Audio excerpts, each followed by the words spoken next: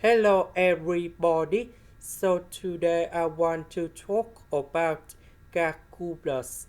The topic that is about limit. So now I want to show you how to answer.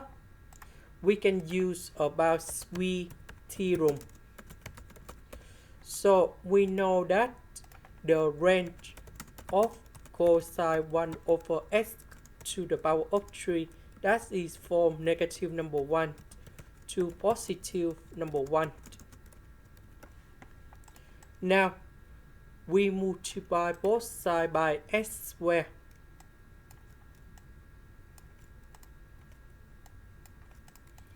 Next, we put the limit for the both sides.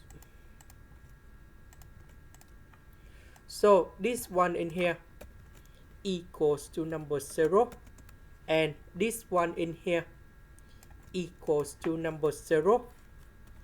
So because on the left and on the right equals to number 0, so that means this one equals to number 0. And that is the final answer. This is the end. Thank you for watching.